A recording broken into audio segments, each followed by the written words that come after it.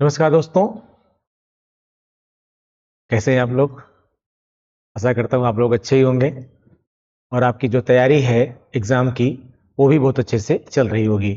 PhD का exam आपके पास में आने ही वाला है, कह सकते हैं आप, बहुत ज़्यादा समय नहीं है।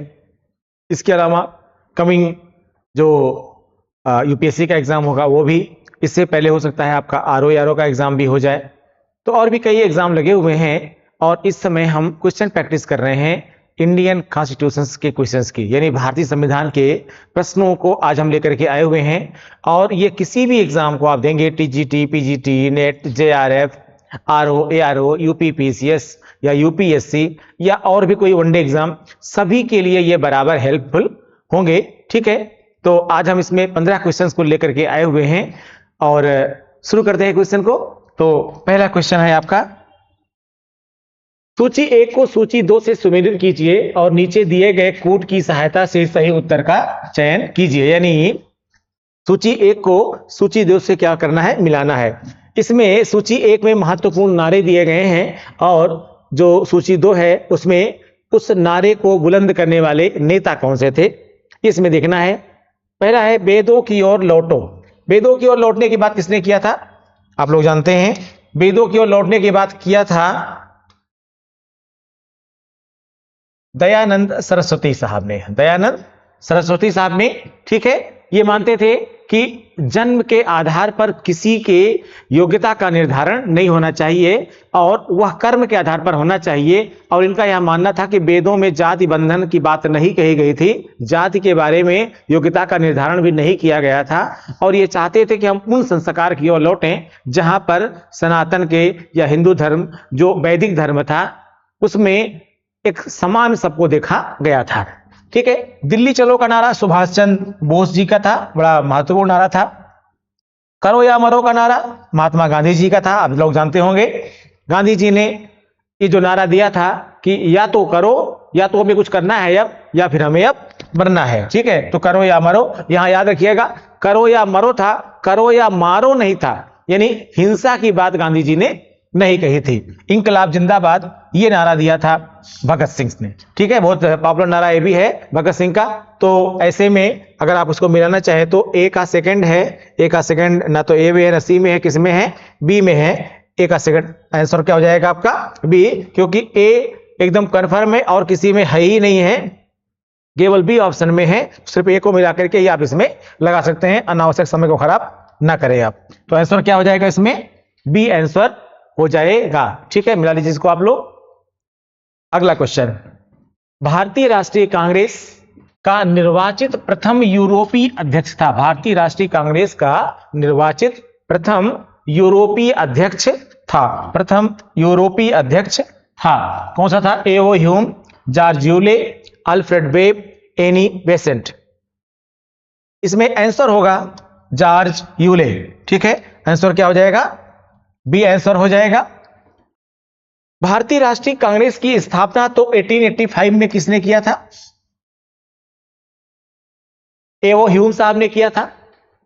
भारतीय राष्ट्रीय कांग्रेस के जो प्रथम अध्यक्ष थे वो आप लोग जानते होंगे, व्योमेश चंद्र बनर्जी साहब थे, व्योमेश चंद्र बनर्जी साहब थे। लेकिन भारतीय जॉर्ज यूले साहब जो है ये भारतीय राष्ट्रीय कांग्रेस के का जो भारतीय राष्ट्रीय कांग्रेस का जो चतुर्थ अधिवेशन हुआ था, भारतीय राष्ट्रीय कांग्रेस का जो चतुर्थ अधिवेशन हुआ था, और ये जो चौथा अधिवेशन हुआ था ये 1988 में हुआ था, 1988 में हुआ था। और 1988 में ये हुआ कहां था, ये तत्कालीन इलाहाबाद यानी वर्तमान प्रयागराज में हुआ था। कहां पे हुआ था, तत्कालीन इलाहाबाद यानी वर्तमान प्रयागराज में हुआ था। और इस अधिवेशन की अध्यक्षता किसने किया था, जॉर्ज यूले साहब ने किया था। और यह पहला यूरोपीय व्यक्ति था, यह पहला यूरोपीय व्यक्ति था। ठीक है, भारतीय राष्ट्रीय कांग्रेस का निर्वाचित प्रथम यूरोपीय, पहला यूरोपीय अध्यक्ष था जॉर्ज यूले साहब। ठीक है, तो और इसमें जो क्वेश्चन पूछा जाता है ये इस तरह भी पूछा जाता है कि पहला यूरोपीय अध्यक्ष भारतीय राष्ट्रीय कांग्रेस के किस अधिवेशन में चुना गया था। तो कौन सा अधिवेशन होगा, चौथा अधिवेशन होगा। और क्या बन जाता है, कहां पर हुआ था यह सम्मेलन, ये जो है कांग्रेस का सम्मेलन, ये तत्कालीन इलाहाबाद यानी वर्तमान प्रयागराज में हुआ था। तीसरा प्रकार क्या बनता है, कब हुआ था, 1988 में हुआ था, 1988 में हुआ था। ठीक, चलिए अगला क्वेश्चन देखते हैं। निम्नलिखित में से कौन से एक वक्तव्य से, निम्नलिखित में से कौन से एक वक्तव्य से बाल गंगाधर तिलक संबंधित नहीं है। निम्नलिखित में से कौन से एक वक्तव्य से बाल गंगाधर तिलक संबंधित नहीं है। वह नरमपंथियों के उद्देश्य एवं तरीकों से प्रसन्न थे। पहला विकल्प क्या कह रहा है, वह नरमपंथियों के उद्देश्य एवं तरीकों से प्रसन्न थे। अगला कह रहा है वह नरमपंथियों के उद्देश्य एवं तरीकों से प्रसन्न नहीं थे। सी कह रहा है लक्ष्यों को प्राप्त करने के लिए संवैधानिक तरीकों एवं हिंसा में विश्वास रखते थे। और अगला कह रहा है उन्होंने मराठी में केसरी और अंग्रेजी में मराठा नाम के 2 साप्ताहिक पत्रों को प्रारंभ किया। कह रहा तिलक से कौन से एक वक्तव्य से बाल गंगाधर तिलक संबंधित नहीं है, संबंधित नहीं है। तो वास्तव में संबंधित बी से भी थे, संबंधित सी भी से भी थे और संबंधित डी से भी थे। यानी वह नरमपंथियों के उद्देश्य एवं तरीकों से प्रसन्न नहीं थे, ऐसा नहीं था। उद्देश्य उनका एकदम स्पष्ट था, तरीके से भी संतुष्ट थे, लेकिन अंदर ही अंदर थोड़ा खिन्न थे। उसका कारण क्या था कि प्रसन्न नहीं थे। क्या मतलब ये नहीं होता है कि वो प्रसन्न थे। अगर वो कोई व्यक्ति किसी कारण से खुश नहीं है तो इसका मतलब नहीं कि वह आपसे असंतुष्ट है, ठीक है, लेकिन इसका मतलब यह भी नहीं है कि वह वास्तव में संतुष्ट है। ठीक है, तो यहां पर आंसर इसका हो जाएगा ए, वह नरमपंथियों के उद्देश्य एवं तरीकों से प्रसन्न थे। यह सेंटेंस सही नहीं है। कैसे सही नहीं है? एक्चुअली जो ब्रिटिश गवर्नमेंट थी, जो ब्रिटिशर्स थे, कांग्रेस की वह लगातार उपेक्षा करते थे। यानी कांग्रेस जो कह रही थी वह बात वह उस तरीके से स्वीकार नहीं कर रहे थे, या कह सकते हैं कि धीरे धीरे टरका रहे थे, घुमा रहे थे। और जिसके कारण से कांग्रेस के अंदर ही एक और धड़ा बन गया था, जिसमें हम कहते हैं कांग्रेस में ही एक नरम दल और गरम दल बन गया था। उनमें बाल गंगाधर तिलक साहब थे, और जो है बाल गंगाधर तिलक साहब थे, और इन तिलक साहब के साथ ही जो है लाला लाजपत राय साहब थे, जिनकी जो है लाठी से आप जानते हैं मृत्यु हो गई थी, और बिपिन चंद्र पाल थे। तो ये बाल गंगाधर तिलक, लाला लाजपत राय और बिपिन चंद्र पाल, इन तीनों जो है एक अलग विचारधारा तो नहीं कह सकते हैं, लेकिन कांग्रेस की लगातार उपेक्षा से ये कहीं ना कहीं ब्रिटिशर्स से नाराज थे।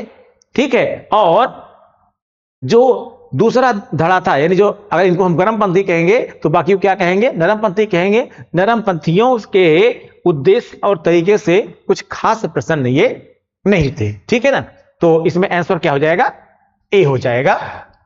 यहां पर विकल्प को ध्यान समझिएगा, क्योंकि स्पष्ट तौर पर क्या कह रहा है कि निम्नलिखित में से कौन से एक वक्तव्य से बाल गंगाधर तिलक संबंधित नहीं है। तो क्या संबंधित नहीं है, वह नरमपंथियों के उद्देश्य एवं तरीकों से प्रसन्न थे। ठीक है, आंसर क्या हो जाएगा, ए। अगला क्वेश्चन, निम्नलिखित उदारवादी नेताओं में से किसे चांदी की वाणी, निम्नलिखित उदारवादी नेताओं में से किसे चांदी की वाणी वाला वक्ता कहा गया था। दादा भाई नौरोजी, गोपाल कृष्ण गोखले, मदन मोहन मालवीय, एमजी रानाडे। चांदी की वाणी वाला वक्ता यानी बहुत अच्छा बोलने वाला वक्ता, वो कौन हो सकता था, गोपाल कृष्ण गोखले। गोपाल कृष्ण गोखले साहब एक बहुत अच्छे वक्ता यानी बहुत अच्छा भाषण देने वाले व्यक्ति माने जाते थे। ऐसा नहीं था कि इनको आरंभ से ही भाषण देना आता था, पहले ये बहुत अच्छा भाषण नहीं दिया करते थे, लेकिन एक ब्रिटिश रूढ़िवादी विचारक था और उसका नाम था एडमंड बर्क। एडमंड बर्क ने एक किताब लिखी थी फ्रेंच रिवॉल्यूशन पर। उस किताब का नाम था reflections of the French revolution. इस किताब को कहते हैं कि गोपाल कृष्ण गोखले साहब ने रट लिया था, पूरा याद कर लिया था। और जो ये बर्क था, इसका स्पीच देने का जो आर्ट था, जो भाषण देने की कला थी, वो बहुत ही ज्यादा प्रभावित करने वाली थी। गोपाल कृष्ण गोखले ने कह सकते हैं कि पहले तो उसकी कॉपी करते थे, लेकिन बाद में वो उनसे अच्छे वक्ता बन गए थे। ठीक है, तो बहुत अच्छे वक्ता होने के कारण से जब कभी ये सदन के अंदर बोलते थे तो इनको सब ध्यान से सुना करते थे, और इनकी इस कला के कारण ही तत्कालीन वायसराय करजन, जो लॉर्ड कर्जन था, लॉर्ड कर्जन साहब ने कहा था कि मैंने आज तक किसी जाति में या किसी भी उसमें मैंने आज तक किसी को भी गोखले जैसा संसदीय परंपराओं का सम्मान तथा पालन करने वाला योग्य वक्ता नहीं देखा था। और उनके इस आर्ट के कारण, या कह सकते हैं कि जो चतुरता पूर्वक वाक पटुता थी, यानी आप अपनी बात को इस तरीके से लोगों के सामने प्रस्तुत करें कि लोग आपके बात करने के तरीके से प्रभावित हो जाएं, बात चाहे गलत हो चाहे बात सही हो, या किसी के विरोध में भी अगर आप कुछ बोल रहे हैं तो वह आपकी बात सुनने को तैयार हो जाए। यह कला गोपाल कृष्ण गोखले साहब के अंदर थी, इसीलिए उनको जो है योग्य वाक्पटु कहा जाता था। और इसी कारण से ही इनको जो है चांदी की वाणी वाला वक्ता, यानी जाहिर सी बात है बहुत अच्छा बोलने वाला वक्ता इनको माना जाता था। आंसर क्या हो जाएगा? बी हो जाएगा। गांधी जी द्वारा किसको अपना राजनीतिक गुरु माना गया? गांधी जी द्वारा किसको अपना राजनीतिक गुरु माना गया? बीजी तिलक, गोपाल कृष्ण गोखले यानी जी के गोखले, एमजी रानाडे, सीआर दास। आंसर यहां पर भी होगा बी, गोपाल कृष्ण गोखले यानी जी के गोखले। गांधी जी के गुरु थे कौन? गोपाल कृष्ण गोखले साहब। लेकिन गांधी जी ने अपना गुरु इन्हें बनाया, क्यों बनाया? इसके पीछे कोई ना कोई तो कारण रहा होगा। एक्चुअली गोखले साहब राजनीतिक दर्शन को मानने वाले उदारवादी व्यक्ति थे, और आप जानते हैं कि गांधी जी भी उदारवाद में विश्वास करते थे। गांधी जी अहिंसक थे और न्यायप्रिय थे। गोपाल कृष्ण गोखले साहब भी न्यायप्रिय थे और सच्चे देशभक्त के तौर पर, अच्छे उदारवादी के तौर पर भी थे। और उनका यह मानना था कि साध्य और साधन, साध्य यानी उद्देश्य और साधन जिसके माध्यम से आप उद्देश्य को प्राप्त करेंगे, साध्य और साधन, साध्य स्पष्ट होना चाहिए और साधन जो आपके पास उपलब्ध हो उन्हीं का प्रयोग करके हमें अपने साध्य यानी उद्देश्यों को प्राप्त करने का प्रयास करना चाहिए। इनकी इस बात से ही गांधी जी बहुत प्रभावित थे इनसे, और इन्हें अपना राजनीतिक गुरु मान लिया था। क्या मान लिया था?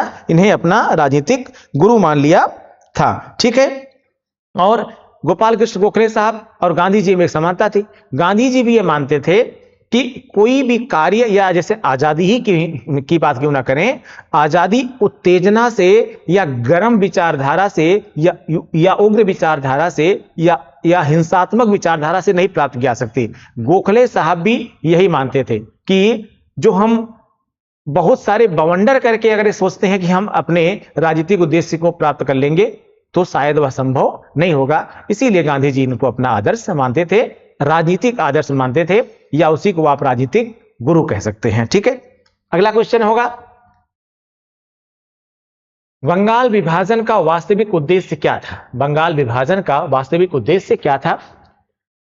पहला विकल्प है, फर्स्ट ऑप्शन है, भारत के विभिन्न राष्ट्रवादियों के मध्य विभाजन, बंगाल में बढ़ती हुई राष्ट्रीयता की भावना को रोकना, सुशासन के हित में एक अलग प्रशासकीय इकाई की स्थापना, मुसलमानों के बृहद बहुमत को संतुष्ट करना।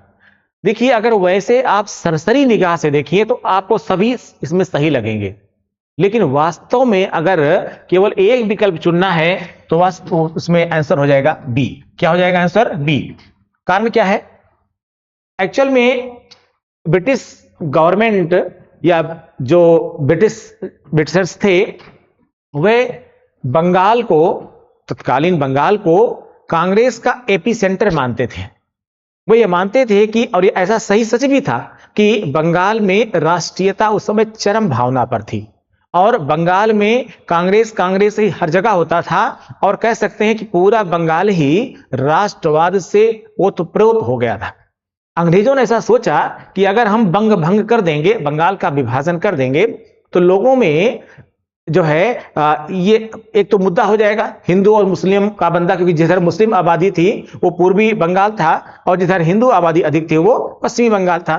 तो इस प्रकार का विभाजन कर देने से एक तो यह मामला हिंदू मुस्लिम में कन्वर्ट हो जाएगा, और दूसरा जो नेशनलाइजेशन की जो एक भावना पूरे बंगाल में पनप रही है उसको हम तोड़ सकते हैं, उसको हम कम कर सकते हैं। और वास्तव में कुछ समय के लिए हुआ भी यही कि मामला वह हिंदू मुस्लिम भी हो गया, और बात यह भी हो गई कि बंगाल में दो धड़ा बढ़ जाने से जो बाद में कहीं ना कहीं पाकिस्तान का हिस्सा भी बना, राष्ट्रीयता की भावना भी प्रभावित हुई। उद्देश्य उनका यही था कि बंगाल में बढ़ती हुई राष्ट्रीयता की भावना को रोकना।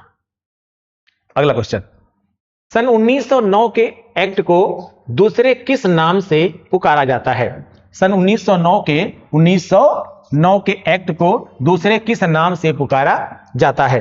दरअसल दूसरे किस नाम से पुकारा जाता है? विकल्प का है क्या है? राज्यसभा सुधार बिल, मार्ले मिंटो सुधार, होम रूल बिल और मॉन्टेग्यू बिल। इसे हम मार्ले मिंटो, अगर विकल्प के आधार पर देखें तो मार्ले मिंटो सुधार कहते हैं। क्या कहते हैं इसको हम? मार्ले मिंटो सुधार। 1909 के एक्ट को हम मार्ले मिंटो सुधार के नाम से भी जानते हैं। तत्कालीन वायसराय थे मिंटो, और उनके भारत सचिव थे इस समय, और उस समय भारत सचिव के पद पर कौन से थे? मार्ले।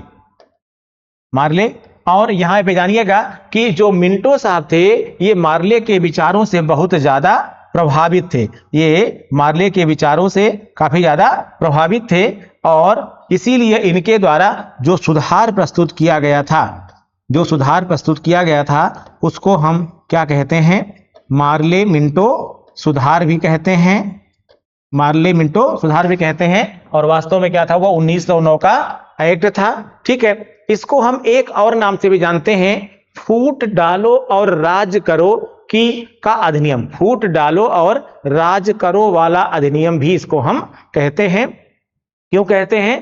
क्योंकि इस अधिनियम में ही यह प्रावधान किया गया था कि मुसलमानों को अलग से प्रतिनिधित्व देना है।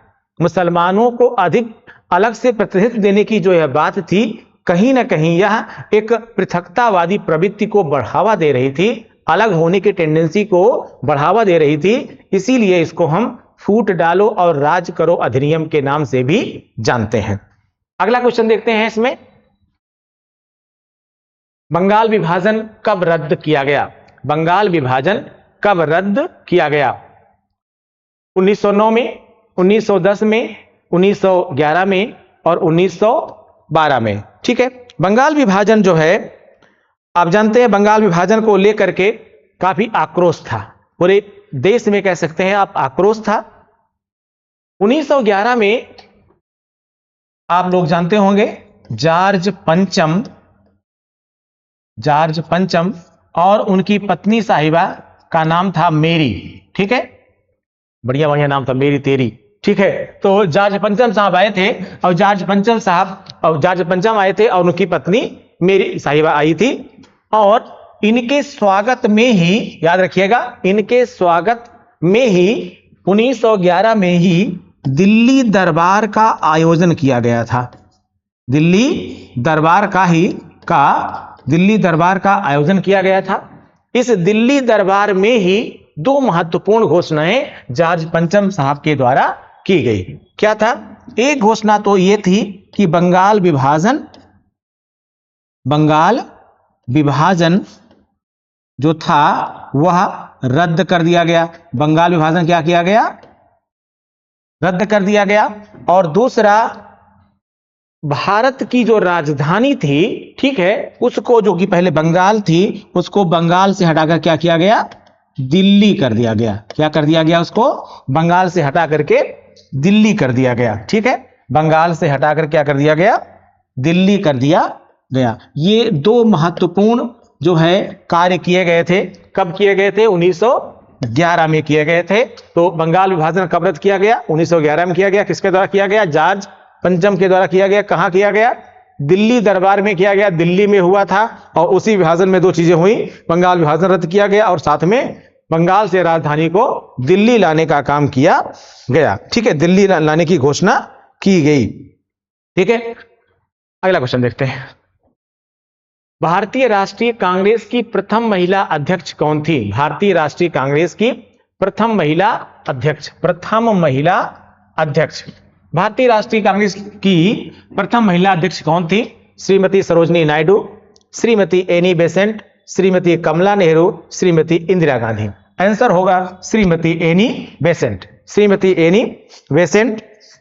ये एनी बेसेंट साहब आप जानते होंगे आयरलैंड की थी और भारतीय स्वतंत्रता में इनका बड़ा योगदान था और यह कांग्रेस की मांग का समर्थन करती थी। 1907 से लेकर के 1933 तक आप जानते हैं भी कि इन्होंने थियोसॉफिकल सोसाइटी की स्थापना किया था और थियोसॉफिकल सोसाइटी की अध्यक्ष रही थी लगातार ये। 1916 में होम रूल लीग का गठन किया इन्होंने और वर्ष 1917 में भारतीय राष्ट्रीय कांग्रेस की पहली महिला अध्यक्ष बनी। कब बनी? 1917 में बनी और भारतीय राष्ट्रीय कांग्रेस की ये पहली महिला अध्यक्ष थी। अब इसके अलावा वर्ष 1950 में कानपुर में हुए भारतीय राष्ट्रीय कांग्रेस के 40वें अधिवेशन में सरोजनी नायडू कांग्रेस की प्रथम भारतीय महिला अध्यक्ष बनाई गई थी। याद रखिएगा, एनी बेसेंट साहब प्रथम महिला अध्यक्ष थी।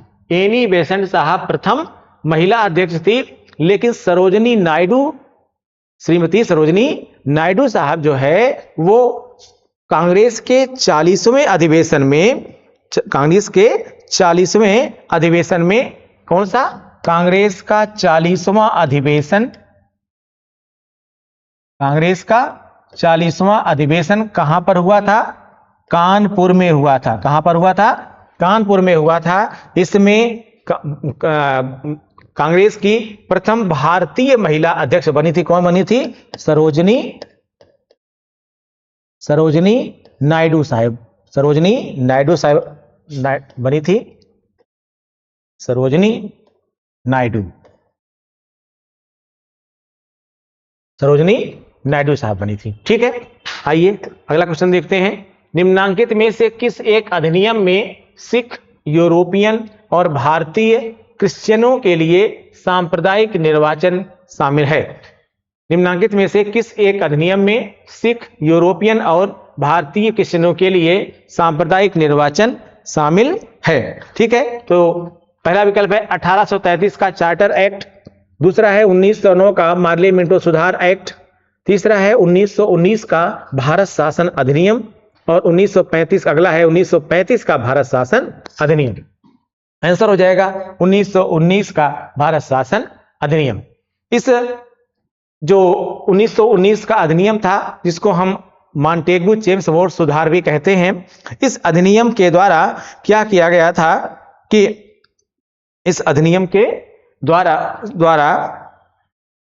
1909 का मार्ले मिंटो सुधार जो है, अभी मैंने आपको इससे पहले बताया था, मार्ले मिंटो सुधार भी इसको हम 1919 का जो था, ठीक है, मॉन्टेग्यू जेम्स वोट सुधार जो है, मैंने इससे पहले बताया भी आपको कि 1919 के अधिनियम को मॉन्टेग्यू जेम्स वोट सुधार भी कहते हैं। इस अधिनियम में के द्वारा क्या किया गया था? सिख, यूरोपियन और भारतीय क्रिश्चियनों को भी सांप्रदायिक निर्वाचन में शामिल कर लिया गया था और 1935 के भारत शासन अधिनियम के तहत सांप्रदायिक निर्वाचन का और ज्यादा विस्तार कर दिया गया था और विस्तार करते हुए इसमें दलितों, महिलाओं और मजदूरों को भी बाद में शामिल कर लिया गया था। और लेकिन फूट डालो और राज करो की नीति, इससे पहले क्वेश्चन हमने आपको बताई थी, फूट डालो और राज करो की नीति का आरंभ जो है वो 1909 के मार्ले मिंटो सुधार यानी 1909 के अधिनियम के द्वारा किया गया था, जिसमें पहली बार जो है मुसलमानों के लिए सांप्रदायिक प्रतिनिधित्व या कह सकते हैं सांप्रदायिक निर्वाचन के प्रावधान की व्यवस्था की गई थी। ठीक है, तो यहां पर आंसर क्या हो जाएगा? 10th का सी हो जाएगा। अगला क्वेश्चन, भारत सरकार अधिनियम 1919, भारत सरकार अधिनियम 1919 निम्न में से किस पर आधारित है? मार्ले मिंटो सुधार, मॉन्टेग्यू जेम्स वोट रिपोर्ट, रैमजे मैकडोनाल्ड अवार्ड और नेहरू रिपोर्ट। अभी मैंने बताया 1919 का जो अधिनियम है वो किस पर आधारित है? Montagu Chelmsford report. बिल्कुल यहां पर भी वही है, मॉन्टेग्यू भारत सचिव थे, चेम्सफोर्ड जो है उसमें वायसराय थे, और इसको भी हम मॉन्टेग्यू चेम्सफोर्ड सुधार भी कहते हैं, मॉन्टेग्यू चेम्सफोर्ड रिपोर्ट भी कहते हैं। ठीक है, तो इसमें आंसर हो जाएगा बी आपका। अगला क्वेश्चन देखते हैं हम लोग।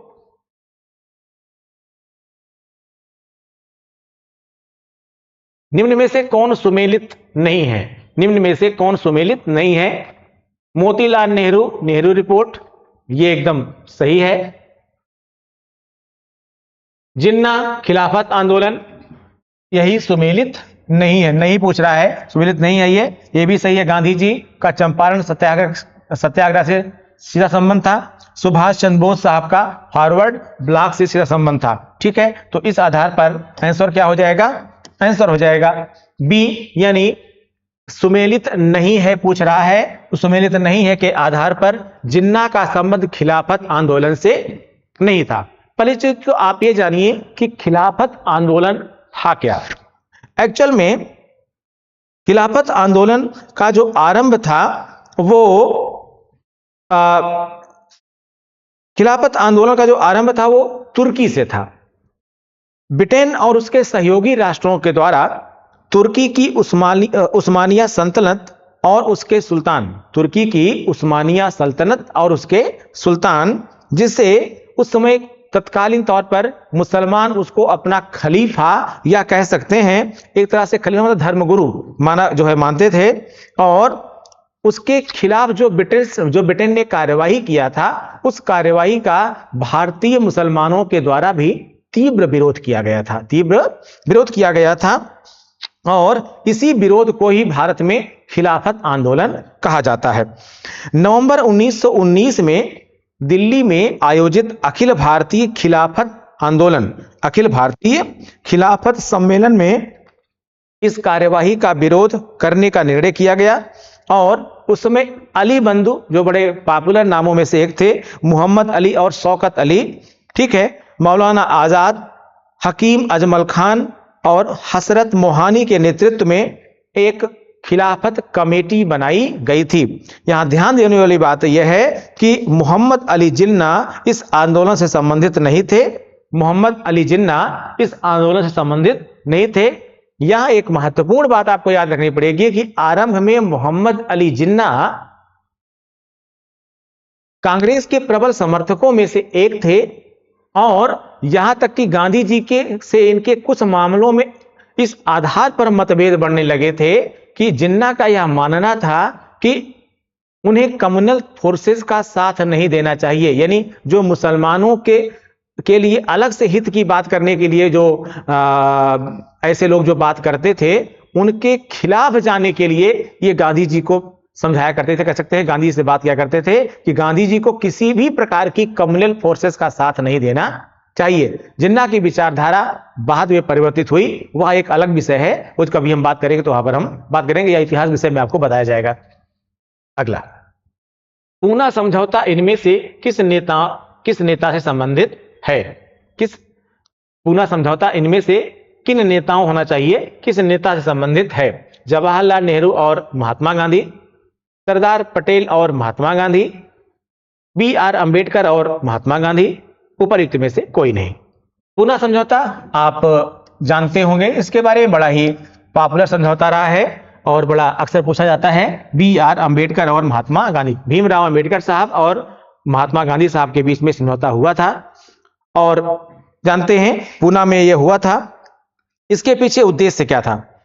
24 सितंबर 1932 को ये जो पूना में समझौता हुआ था, किसके बीच में? भीमराव अंबेडकर साहब और महात्मा गांधी साहब के बीच में हुआ था। आप जानते हैं कि सांप्रदायिक पंचाट जो बनाया गया था, उस सांप्रदायिक पंचाट के तहत दलित वर्गों के लिए पृथक प्रतिनिधित्व की व्यवस्था की मांग कर रहे थे कौन? भीमराव अंबेडकर साहब। लेकिन गांधी जी इसका प्रबल विरोध कर रहे थे, और इसके विरोध में गांधी जी ने क्या किया था? अनशन प्रारंभ कर दिया था। ठीक है, गांधी जी ने अनशन प्रारंभ कर दिया था, आमरण अनशन प्रारंभ कर दिया था।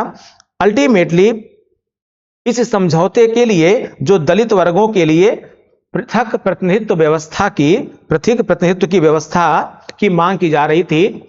इस समझौते के द्वारा उसको समाप्त करके क्या किया गया, प्रांतीय एवं केंद्रीय विधायिकाओं में प्रांतीय और केंद्रीय विधायिकाओं यानी विधानमंडलों में, यानी विधानसभाओं और विधान परिषदों में, और जो है लोकसभा और राज्यसभा में आप कह सकते हैं, ठीक है, में सीटों के आरक्षण की व्यवस्था की बात की गई। सीटों के आरक्षण की व्यवस्था की बात की गई, यानी सीटें रिजर्व की जाएंगी, ठीक है, सीटें रिजर्व की जाएंगी।